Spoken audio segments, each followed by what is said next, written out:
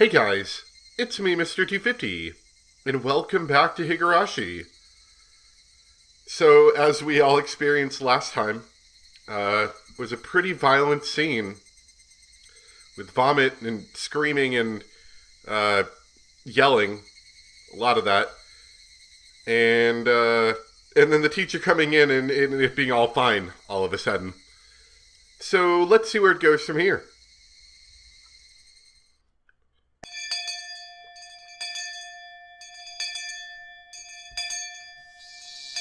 Mion and the others, having to set up for the Watanagashi festival or something, invited me along, but I refused. Of course I did. Whoops. Already messing up. How could they be taking it easy and setting up for a festival in this situation? Mion had a lot of nerve.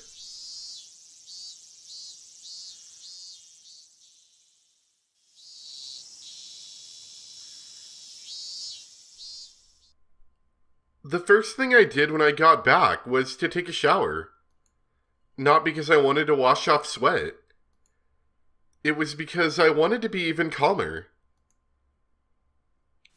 Let me turn up my microphone just a tad. I already understood this, but killing that man... Oh, right, yeah, because, the 1,500 seconds, yeah. Killing that man would be so very easy. The real hard thing would be not getting arrested for it, so we could get our peaceful days back. Okay, now it's too loud. I bumped up the volume too much. As I thought about it, I realized it wasn't easy. Japan's police force have the highest arrest rate in the world. I would need to deceitfully pull off the perfect crime, and it couldn't be a half-hearted attempt. Still, it wasn't 100%. Even the best police force in the world couldn't have a 100% arrest rate. I've read a lot of articles on trials with people brought up in false charges. They do a lot to determine whether they were really false accusations, but figuring out who the real criminal was is usually out of the question. And that meant perfect crimes did exist. In fact, perfect crimes were sort of like works of art. They could even be respected and revered. You just had to look at the inundation of mystery novels everywhere throughout history. They dealt with all sorts of difficult-to-solve incidents involving secret rooms and alibis and stuff, but they all wanted to show one thing. They wanted to show the beauty of a perfect crime. There was something divine in the flawlessness of the word perfect. Yes, perfect crimes were skills of the gods. And in that sense, the serial freak deaths that they were calling the curse of Oyashiro-sama, I understood. They must have been the works of gods. Each one appeared to have been resolved, but they couldn't stop it from happening every year. Yeah, skills belonging only to gods, those are perfect crimes.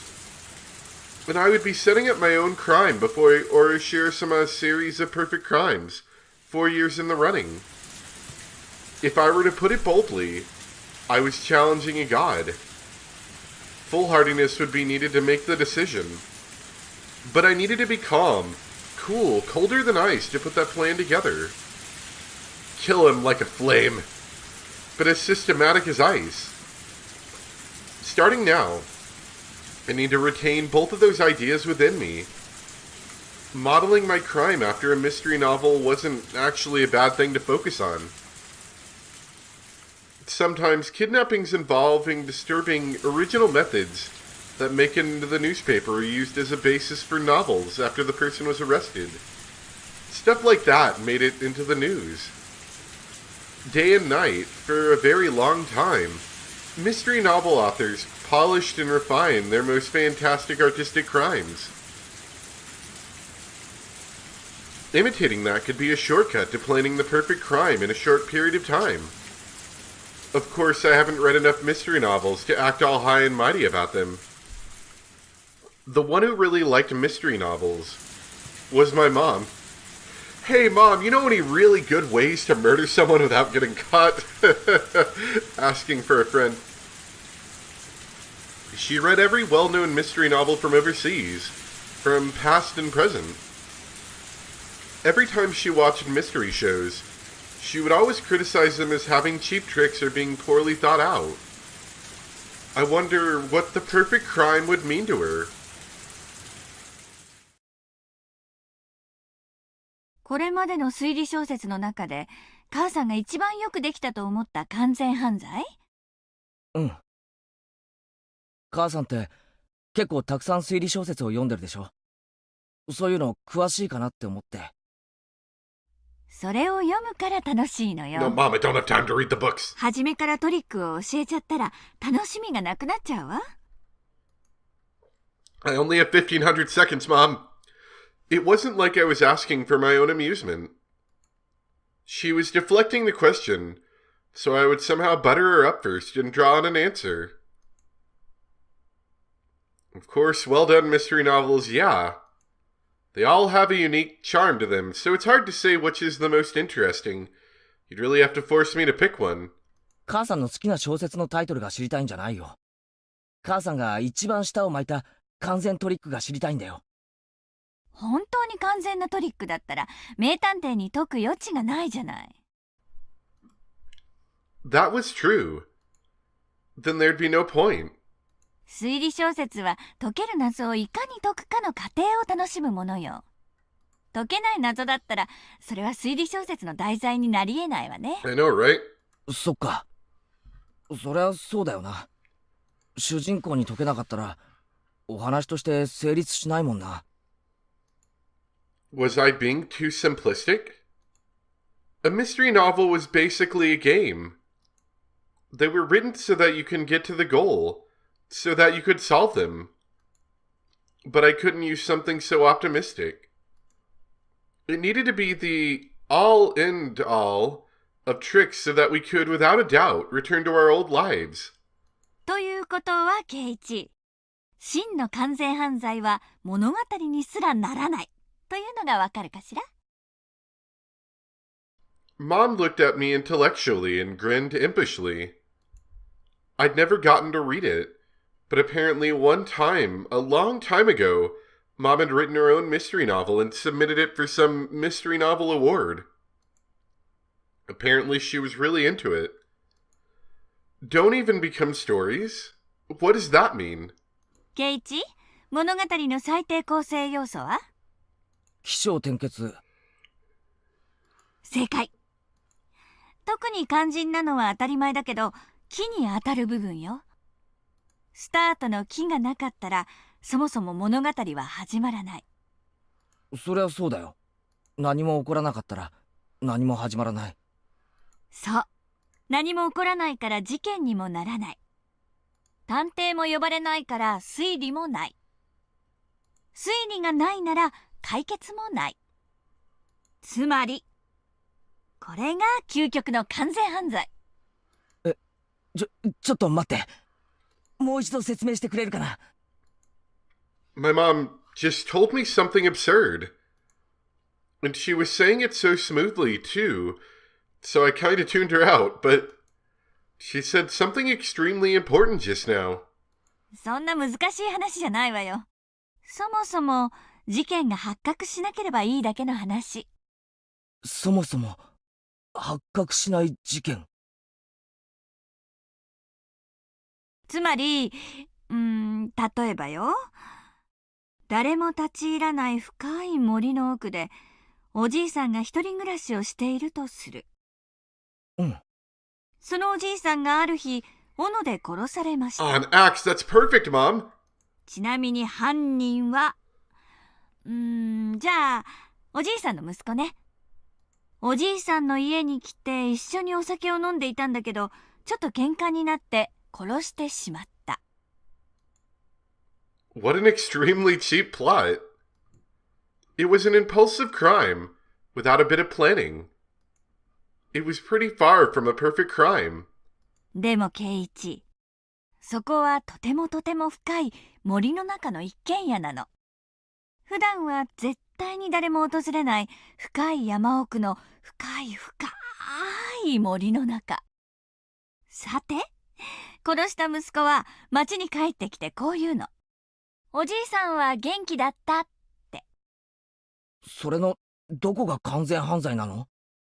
圭一、この事件はね、おじいさんが殺されているのが見つかって初めて木を迎えるのよ。もしもこの後誰もおじいさんの家を訪れなかったら、永久に木は訪れない。 That's perfect, absolutely perfect, Mother. The beginning would never occur. だからつまり物語は始まらない。事件が発覚しないから探偵も呼ばれない。そもそも誰も不審に思わないから謎も起こらない。おじいさんは今日も一人でのんびり森の奥で暮らしているんだろうね。で、お空におじいさんの顔が浮かんで、ジエンド。どう？こんな感じで。すごいじゃないか。それちゃんとしたトリックだよ。でも娯楽小説にはならないわね。推理小説は所詮娯楽書。完全犯罪の指南書にはなり得ないんだから。I was trying hard to talk cheerfully to fool her, but inside I was excited. Special tools, strange geography, mysterious drugs, traps involving huge sums of cash. None of them were needed for perfect crime. The important thing was that there wasn't a beginning. As long as the incident didn't come to light, it would be fine. Speaking broadly, if I could kill him without anyone finding out, and dispose of the corpse somewhere no one could find, it would basically already be a perfect crime. Of course, if someone up and vanished one day all of a sudden, people would get suspicious. But that didn't apply to this man. Last year, after their aunt died, he ran away from the village in fear of Oyashiro-sama. When the night of the Watanigashi came around again, everyone would have to think that he ran away in fear again. I mean, he'd been living with a lover of his in town. No matter what it felt like when he vanished, no one would be suspicious. People hated him after all. No one would care where he went if he disappeared. When I thought about it like that, it got easier and easier to imagine killing him. There is no point in thinking inside my house anymore. I left, getting my bike out of the garage. For now, it didn't matter where I was going. I just rode through the wind, trying to calm my excitement by feeling the cool air on my body. Where I'd kill him, how I'd do it, what time, and how to dispose of the corpse. If I just had those 4 things, I could get a good plan going. I was so surprised at how little there was to decide that I shivered. I'd been completely prepared to build this humongous plan over a really long period of time.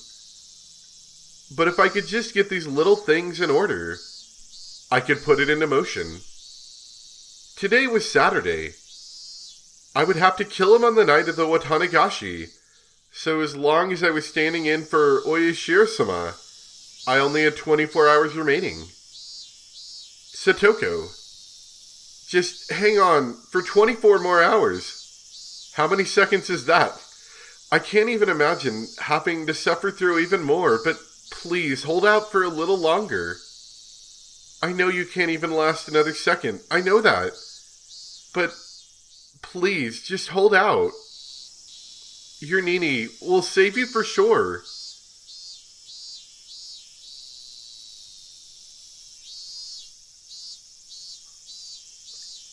Outside, it was still early enough for the cicadas to be crying.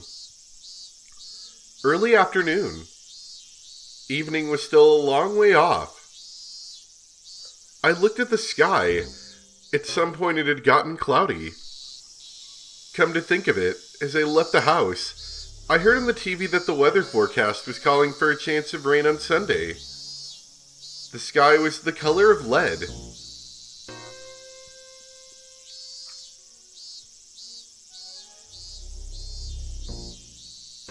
What's this music?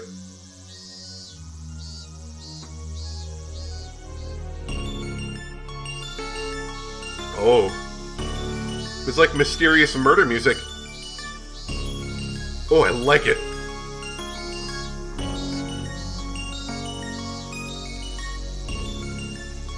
Oh. It's actually kind of creepy. Let me turn that back down. If I heard even a little bit of thunder, I'd definitely have expected a sudden evening shower. My first destination was school. Before explaining why I was going there, I needed to explain what method for killing that man I had decided upon. I decided that the most suitable death, the one I needed to give him, was the same as last year's curse. Was that burning in an oil barrel? The same as the punishment their aunt had received, being beaten to death. That sounds like a lot of work for a middle schooler. Wouldn't beating him to death be somewhat unreliable? You may think that stabbing him with a blade would be more reliable. But this was something I had chosen after a lot of thought. You just needed to think realistically. The law. It prohibited carrying any blades longer than 10 centimeters, I think. I'm pretty sure we don't care about the law, but... So the blades available to me, though long enough, were limited to things shorter than a ruler. You can probably understand how tricky it would be with such a short reach to go up against an opponent that might fight back. Oh, are we gonna go with the baseball bat? Ho ho ho ho. In that case, using a weapon with reach would be far more effective. It might not have the same precision, but you just had to hit the guy until you killed him. Both options resulted in death. With that settled, what is the weapon with the most terrifying force behind it that is also easy to carry around? By this point, you should immediately think of a metal baseball bat. Maybe Satoshi's, for example? I don't need to explain how terrifying a metal baseball bat can be as a weapon. I wonder if Satoshi had a similar idea at some point. Of special note is the fact that you can carry one around in broad daylight and not be thought of as suspicious. All you have to do is just say you're practicing for the big leagues. Just those 2 points would have been enough to choose a metal bat for my weapon. But there was one more reason for choosing a metal bat in particular. I will speak about it later. Aw, don't cliffhanger me with that. After school that Saturday... this music's a little off-putting. If anyone could tell me the name of it, I'd love to know. I want to show it to a friend later. My classmates were still having fun, playing in the schoolyard. I could show up there and it would be the same as always, so nobody will think I'm suspicious. Getting my hands on the weapon without looking suspicious was actually a factor I couldn't ignore. I didn't normally play baseball, so if I went to a sports store looking for a metal bat, it would definitely be suspicious. The victim's been beaten with a metal bat. Who's bought metal bats recently? I can't let there be a beginning to the story, so I needed to be really careful even about that. That left school. At a location where my appearance wouldn't be suspicious, I would acquire the weapon. I checked inside the classroom through the window, but of course there was nobody there. The only students who would stay there were me and the others when doing club activities. Without us, the classroom after school was just an empty, unused room. Without glancing around nervously, as if I'd just gone to get something I'd forgotten, I casually went in the entrance. It looked like the teacher was busy with paperwork in the teacher's lounge. I didn't see her in the hallway. Naturally, yet quickly as a shadow, I entered the classroom. The empty room was full of a strange, stagnant air that you couldn't feel normally. An empty classroom, with nobody here. Maybe while no one was around, the desks creep about of their own accord, licking the floors clean of dirt. If I suddenly stepped into a place like that, would the desks in their surprise fly at me, crush my bones, and eat me alive? バカバカしい。 Of course it is. I felt regret at wasting valuable thinking time on stupid delusions. The students' lockers were lined up in the back of the classroom. The one I was looking for wasn't my own. It was a forbidden locker, one I had accidentally discovered one day. あった。北条。間違いない。 If one person has one locker, then why would Satoko have two? I'd made a fuss about it once. After that, I learned it was Satoshi's locker, and he had the same last name as her. But of course, even though it was a locker for a student no longer here, looking inside of it was still a shameless act. But one time, I let my curiosity get the better of me and took a peek inside. Inside, it was average and worthless. At the time, I hadn't been interested, so until now I'd forgotten what had been in it. But now that I had, dare I say it, awakened, I remembered the thing that had been in there. Scrape. I opened the locker, and a stench of mold and sweat wafted out, like a gym storehouse that hadn't been cleaned in weeks. My face puckered up at the stench, but I looked for it. Yes. Satoshi was on Coach's baseball team. Inside the locker was a Hinamizawa's fighter's uniform. And it. The one Satoshi used. The metal bat. Yes. This was the reason I wanted to choose this bat. This murder would be carried out by me. But this wasn't originally my role. It was Satoshi's. But I would stand in for him and call myself Satoko's Nini. It was one of the rules for standing in for him. I reached for the metal bat and firmly grasped it. It was light, and yet its tip had enough heft in it, enough to easily imagine the horror if I brought it down with all my might. Satoshi, I'll give you one last chance to save your sister. Lend me your strength. You're a coward, but I will stand in for you. So if you still care even a little bit about her, you will lend me your strength. There's no more suitable weapon in the world for putting that man to death than your bat. Now, I just needed to figure out where to hide it. Tomorrow, before the act, I would just stop by the school and grab it.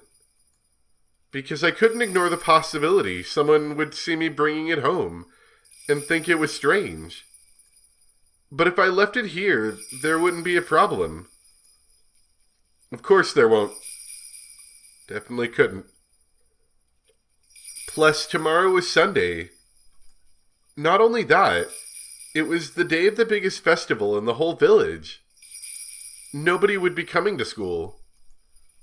How do you know they're not going to, lock the door? I left out the entrance and went over to a construction vehicle parked nearby. We'd been warned by our teacher not to touch it, just for laughs, so none of the kids would come near the vehicle either. They wouldn't, because if she found out they touched it, they'd be in huge trouble. Oh, so you're hiding the bat outside. Okay, fair enough. I quietly hid it in the shadow of the vehicle. The chances of someone operating the vehicle tomorrow were slim to none. Because tomorrow was Sunday. Government workers had the day off. And from what my classmates had said, the thing had been left here for years now. Machines that haven't been moved in years. You can't just suddenly start them up again. So I was almost definitely fine in this case. The sunlight was piercingly hot. My head grew faint for a moment. Had the heat been this harsh for the entire day. A moment of dulled thoughts like this was a moment of carelessness. I gave myself a couple of hits in the head, then looked around warily. Okay, next, how to dispose of the corpse.